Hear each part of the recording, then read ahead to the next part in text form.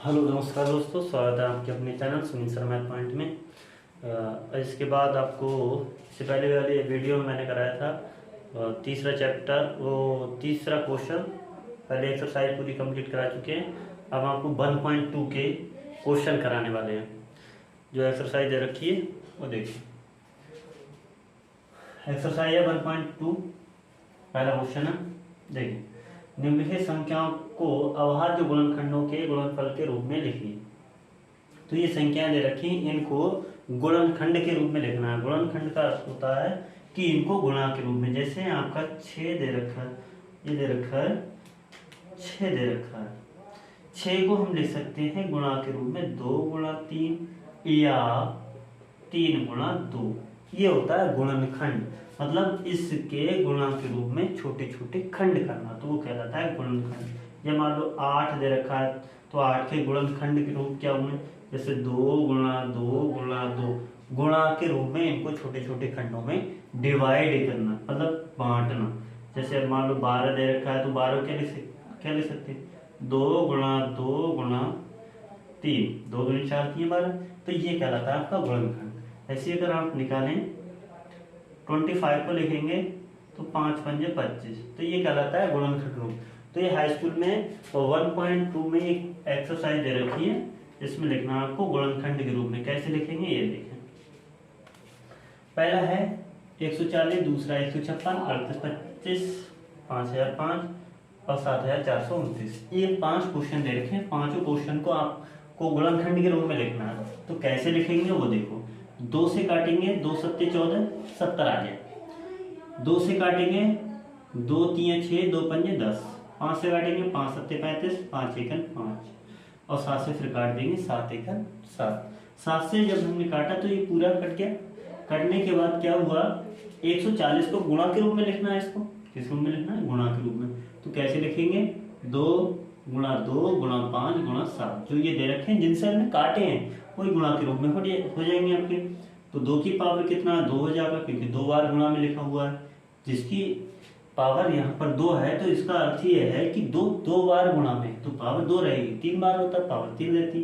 तो 2 गुणा 2 का मतलब हो गया 2 की पावर 2, 5 गुणा 7। ये तो हो गया पहला वाला। दूसरा वाला देखो।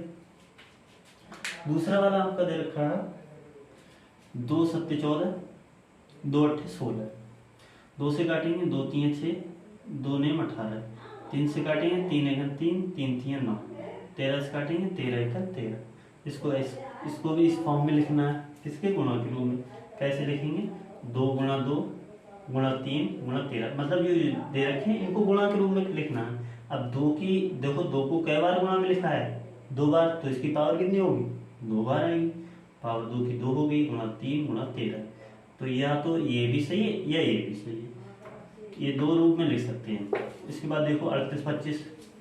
3 से काटेंगे, 3 एकम 3, 3 दूनी 6, बचा 2, 22 हो गया। 3 सत्ते 21, बचा 1, 3 पंजे 15। 3 से काटेंगे, 3 चौक 12, 3 दूनी 6, बचा 1, 3 पंजे 15। 5 से काटेंगे, 5 अट्ठे 40, पचम 25। 5 से काटेंगे, 5 एकम 5, बचा 3, 5 सत्ते 35। 17 से काटेंगे, 17 एकम 17। पूरा पूरा कट गया। अब देखो क्या करना है यहाँ पर। यहाँ आपको करना है 3 गुणा 3, 5 गुणा 5 गुणा 17। अब 3 2 बार है, 5 2 बार है, तो 3 की पावर 2 हो जाएगा। 5 2 बार है, 5 की पावर 2 बार और गुणा 17। तो ये आ गया आपका 3 की पावर 2 गुणा 5 की पावर 2 गुणा 17। ऐसे ही आपको लिखना है 5005। तो 5005 क्या करना है हमें, 5 एकम 5, 5 एकम 5। 7 से काटेंगे, 7 एकम 7, बचा 3, 30 हो गया। 7 चौ 28, बचा 2, 7 3 21। अब 11 से काटेंगे, 11 एकम 11। फिर क्या करेंगे, यहाँ 3 बचा तो 11 3 33, 13 बचा, 13 से कट जाएगा। तो यहाँ पर इसकी जो फैक्टर है इसको किस रूप में लिखा गया है, 5 गुणा 7 गुणा 11 गुणा 13। तो ये तो ये हो गया फैक्टर। ऐसे ये वाला एक लास्ट वाला ये दे रखा है 5वां। तो कैसे करना है, 17 से काटा हमने, 17 चौका 68, बचा कितना, यहाँ बचा आपका 17 चौका 68, 62 बचा। 17 3 51, बचा 11 और 11 और 9 ये हो गया 119। 11 17 सत्ते कितना होता है 119। अब यहाँ 19 से कटेगा ये, 19 से काटेंगे तो 19 दूनी 38, बचा 5, 19 3 57, 3 आ गया, 23 से काट देंगे, 23 एकम 23। अब ऐसे यहाँ देखो इसको गुणा के रूप में जो लिखा जाएगा 17 गुणा 19 गुणा 23, तो ये हो गया आपका गुणनखंड रूप। कौन सा? पहला क्वेश्चन। तो पहला क्वेश्चन तो ये रहा, केवल सिंपली क्वेश्चन है, कोई दिक्कत नहीं। इससे पहले आप भी इससे पहले पढ़ चुके होंगे, लासा मासा में समझा दिया था, मैंने बताया था कि गुणनखंड रूप में कैसे लिखना। अब इसका जो दूसरा क्वेश्चन है वो देखो,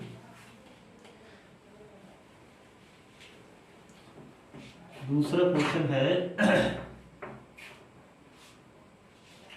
इसका दूसरा है पूर्णांकों के निम्नलिखित युग्मों के एचसीएफ और एलसीएम ज्ञात कीजिए। ये क्वेश्चन दे रखा है, क्वेश्चन नंबर है 2, निम्नलिखित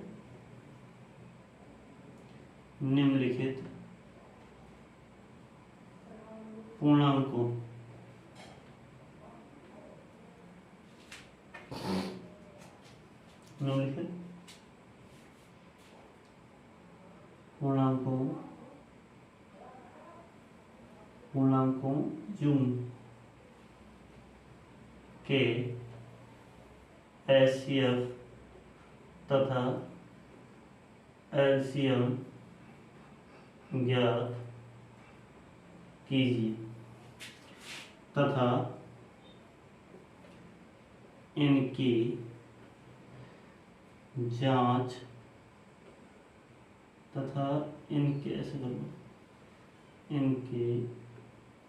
उत्तर की जांच भी कीजिए। देखो कैसे करना, क्वेश्चन मैंने थोड़ा हट के लिखा है, मतलब क्वेश्चन वो ये लिखने का तरीका चेंज हो गया। पहला क्वेश्चन है इसका 26 और 51, 26 और 51। दूसरा है इसका 510 और 92, 510 और 92। तीसरा क्वेश्चन है 336 और है 254। कितना है? नहीं, ओनली 54 है। ये क्वेश्चन दिए हैं, 3 क्वेश्चन दे रखे हैं, तीनों क्वेश्चन को कैसे सॉल्व करना है, पहले क्वेश्चन समझ लें, फार्मूला समझ लें, इसकी बात करना। इसका फार्मूला क्या होता है? सबसे पहले लासा मासा हम निकाल चुके हैं, लासा मासा का मैंने फार्मूला बता दिया, लेकिन एक बार और बताते हैं। तो होता है फार्मूला ये, पहली संख्या गुणा दूसरी संख्या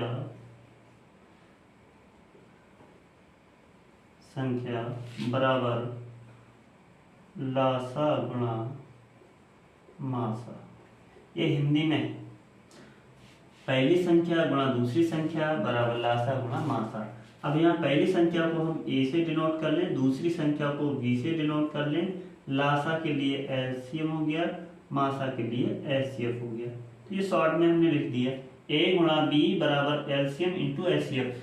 कभी भी दो संख्याओं का लासा या मासा हम निकालते हैं तो दो संख्याओं का गुणनफल उनके लासा और मासा के गुणनफल के बराबर आ रहा है, तो आपका आंसर सही है। यहाँ है कि पहली संख्या गुणा दूसरी संख्या बराबर लासा गुणा मासा, मतलब हमें लासा भी निकालना है, मासा भी निकालना है, फिर उन दोनों का जो गुणनफल है वो पहली संख्या और दूसरी संख्या के गुणनफल के अगर बराबर आ रहा है तो आपका आंसर सही है। तो यही आपको निकालना है। अगर पहली संख्या में निकालना हो तो इसका फार्मूला बनता है एलसीएम इंटू एचसीएफ और बटे में बनता है आपका बी। अगर हमें दूसरी संख्या निकालना है तो एलसीएम इंटू एचसीएफ और बटे में रहता है ए।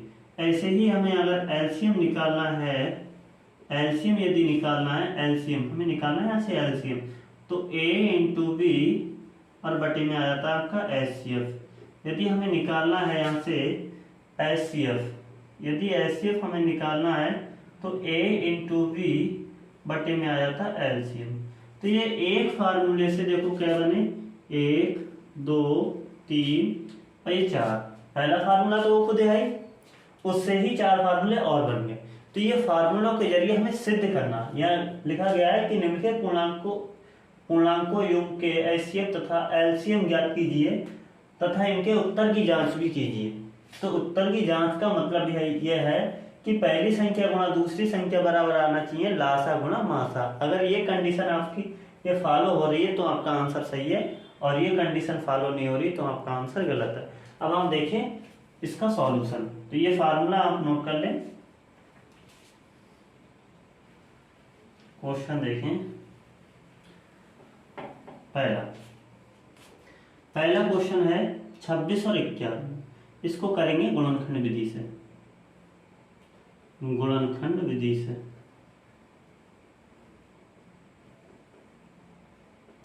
देखो कैसे सॉल्व करते हैं।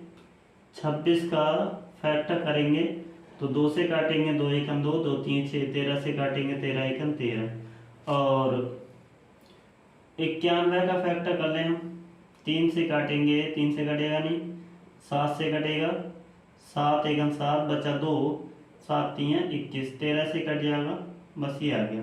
अब इसका लिखना है फैक्टर रूप में लिखना है। 26 बराबर आ जाएगा आपका 2 गुणा 13, 91 का लिखेंगे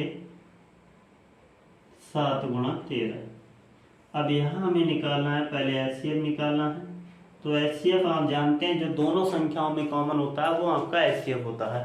तो कैसे सॉल्व करेंगे, एचसीएफ देखो दोनों संख्याओं में है 13, तो ये 13 रहा आपका एचसीएफ। अब यहाँ से निकालना आपको एलसीएम। तो एलसीएम कैसे निकालेंगे, जो कॉमन होता है वो तो लिखा ही जाता है, जो कॉमन नहीं है देखो 2 कॉमन नहीं है तो 2 भी लिखा जाएगा, 7 कॉमन नहीं है तो 7 भी लिखा जाएगा। तो ये आ गया आपका 13 दूनी 26, और 26 सत्ते कितना होता है 7 छंग 42, और 7 दूनी 14, 4 कितना हो गया 18, 182 आ गया आपका एलसीएम। तो आपका एलसीएम भी आ चुका है, एचसीएफ भी आ चुका है। अब इसका जो फार्मूला होता है वो फार्मूला मैं लिख दे रहा हूँ। यह देखें फार्मूला होता है यहाँ लिख दे रहे हैं कि उत्तर की जांच, उत्तर की जांच। तो यहाँ a इक्वल टू कितना दिया है आपका, a का मतलब होता है पहली संख्या तो हमने 26 लिख दिया, b का मतलब होता है दूसरी संख्या तो v इक्वल टू लिख दिया 91। अब सूत्र इसका जो होता है वो होता है a into B is equal to होता है एलसीएम और इंटू एचसीएफ। ये फार्मूला आपका होता है। तो a इंटू वी का मतलब हो गया 26 और v है आपका 91, एलसीएम आपका दे रखा है 13, एलसीएम है 182 और एचसीएफ है 13।